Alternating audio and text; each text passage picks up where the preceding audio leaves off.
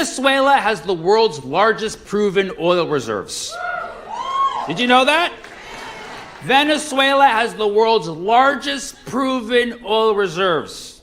If the whole world was LA, Venezuela is Diddy's house. Largest proven oil reserves. Okay?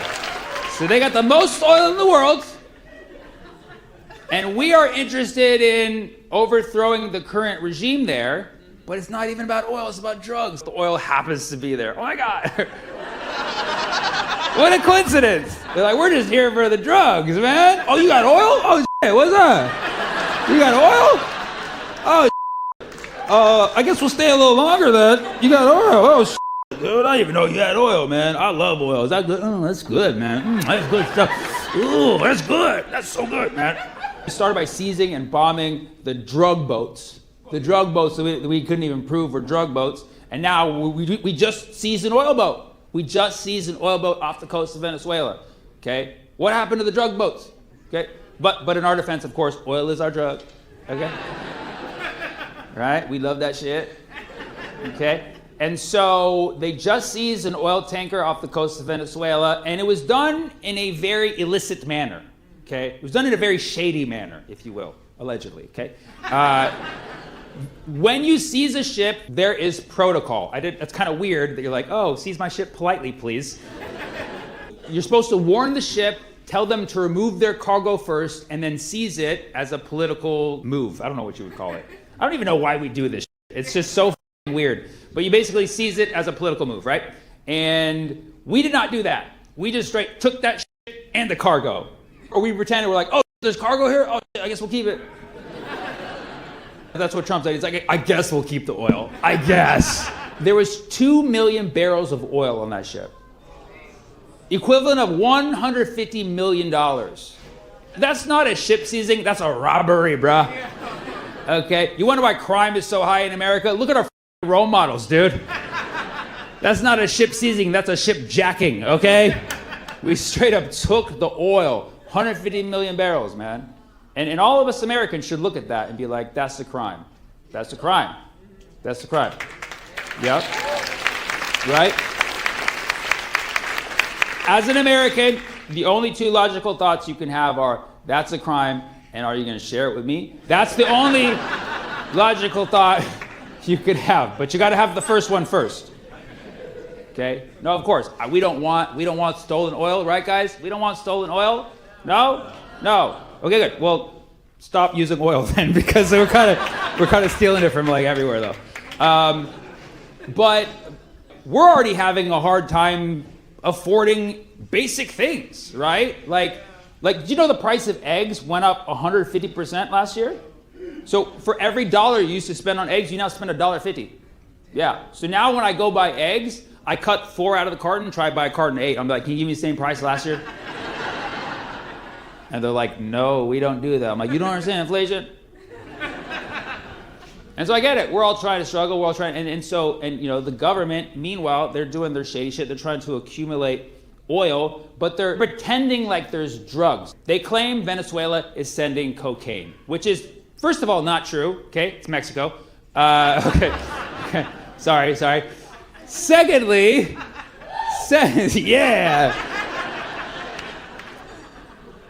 Secondly, if you're waging a war on cocaine, you're really disregarding the literal, possibly thousands, possibly even millions of tax-paying cocaine users in the United States, okay? I'm just saying, there's a lot of them out there. You may not know because you haven't busted in the bathroom at the right time, but you'll see it. It's out there. Wall Street is fueled by cocaine, okay? If you remove cocaine, our stock market will crash immediately. Like, you don't even know how many people in this country use cocaine, okay? But, see? Is it ironic that he's the only one laughing? He's on another level. He's on hyper speed right now. This guy's time travel in his own mind. But that's not even the problem with cocaine. They're claiming that the problem is people are ODing on the cocaine because it's laced with fentanyl. Okay, fine. So then go after the fentanyl, right? And they're saying, well, the fentanyl's coming from Venezuela. No, it's not. It's also coming from Mexico. Sorry, I'm not trying to pick on Mexico here. I'm just going with what I read, okay? The chemicals that make fentanyl come from China, and some also from India, shout out, okay? Okay, so it mostly comes from China, some comes from India, and then it's cooked in Mexico, okay? Which just sounds like a racist American joke. We get the parts from China on the cheap. India comes through with the tech support. And then the real work is done by Mexicans in the kitchen. I'm not making that joke. This is how fentanyl is made, okay? And then we're the dumb Americans who are like, yum, Fenty, yummy, yummy, yummy. Me likey so much. So we play a role in this shit too.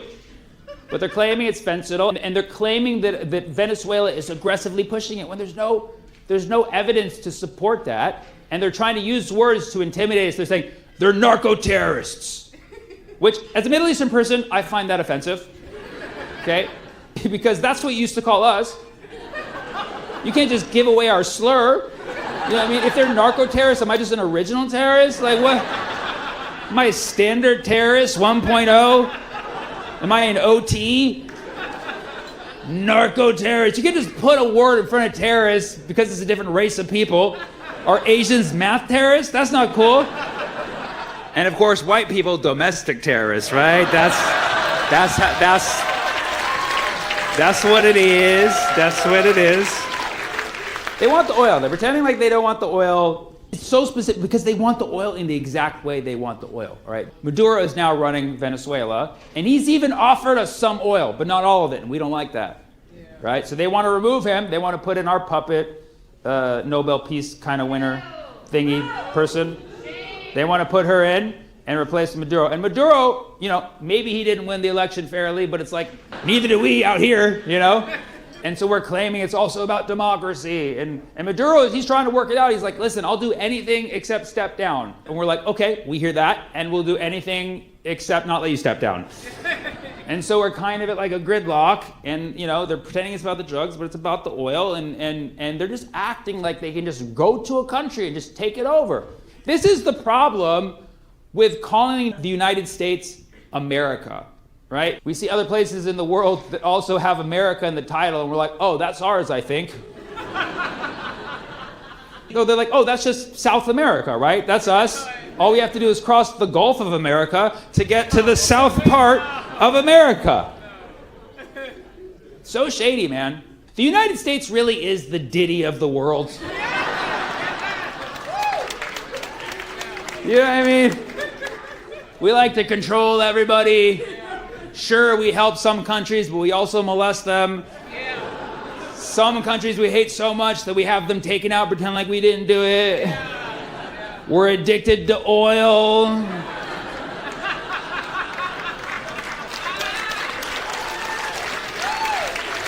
And our biggest enemy, inflation, which right now is 50 cents. And yes, 50 cents is not a lot of dollars to our empire, so let's just say it's regime change.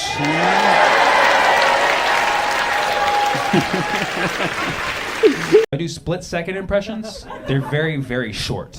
What I do is I channel the aura of the celebrity. I bring them to life. So give me something that we all know. Arnold Schwarzenegger. We'll do one at a time. First one was Arnold Schwarzenegger. Here's my split-second impression of Arnold Schwarzenegger. Split-second impression of Arnold Schwarzenegger. Did you see it? I'm not just doing random stuff. I'm channeling the aura. What's next? Give me someone else. Dave Chappelle. Okay, we got Dave Chappelle, Donald Trump, and what was over here? E40. Split-second impression of Donald Trump. It's all on the lips. And now I'm going to do split-second of E40 and then split-second of Dave Chappelle back-to-back. Split-second impression of E40, then Dave Chappelle. Split-second impression of E40.